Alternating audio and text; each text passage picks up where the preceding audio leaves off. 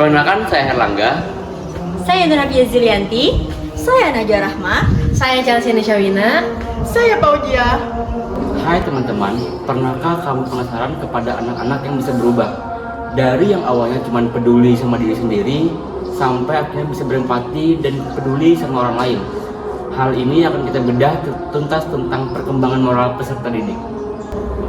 Dalam dunia psikologi, ada dua tokoh besar yang mempelopori teori ini. Yang pertama yaitu Jane Piaget dan yang kedua yaitu Lawrence Kohlberg. Nah, menurut Piaget, perkembangan moral itu melewati dua tahapan.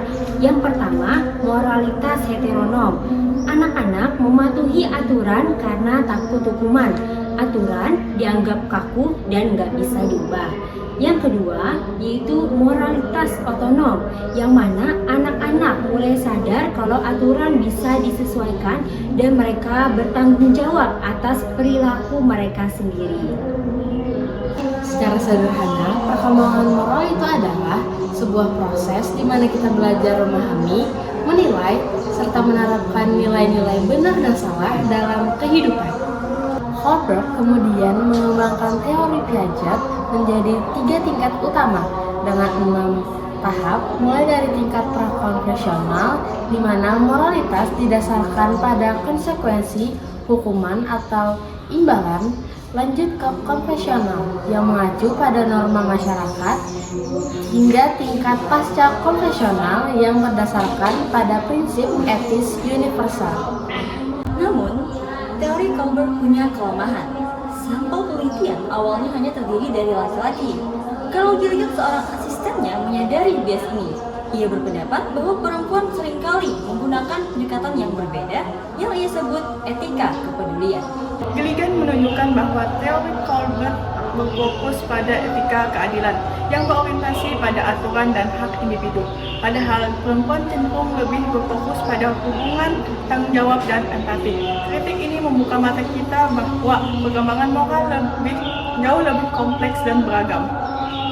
Jadi perkembangan moral enggak cuma soal kematangan kognitif, tetapi juga dipengaruhi banyak faktor lain, baik dari dalam maupun luar diri kita. Faktor internal contohnya yaitu kematangan kognitif dan usia. Semakin dewasa, kita semakin dapat mempertimbangkan berbagai sudut pandang sebelum kita mengambil suatu keputusan. Sementara itu, faktor eksternal mempunyai peran yang sangat besar. Keluarga adalah pilar utama. Pola asuh demokratis menyeimbangkan bimbingan dan kebebasan adalah kunci untuk membentuk internalisasi moral yang kuat. Lalu ada sekolah. Guru harus jadi teladan dan mengintegrasikan pendidikan karakter ke dalam kurikulum. Yang tidak kalah penting, lingkungan sosial termasuk media sosial yang juga punya dampak besar pada moral remaja. Jadi apa kesimpulannya? Perkembangan moral adalah tugas kita bersama. Solusi yang efektif membutuhkan kolaborasi dari 3 pilar, yaitu pilar keluarga, sekolah, dan masyarakat. Dengan sinergi ini, Kita bisa membentuk generasi Yang gak cuma cerdas, tapi juga berkarakter. Dan berintegritas. Sampai jumpa.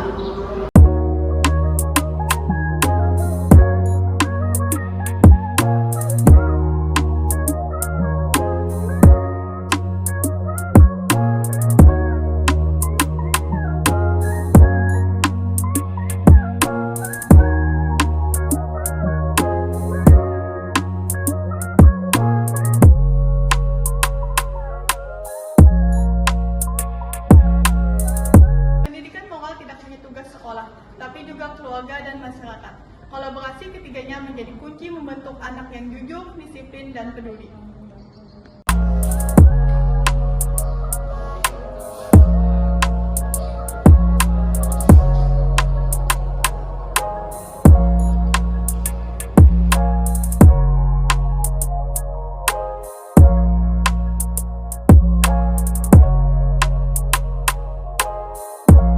Proyek ini adalah menjalin kerjasama aktif antara sekolah, keluarga, dan masyarakat, serta membiasakan anak menerapkan nilai moral dan kehidupan sehari-hari.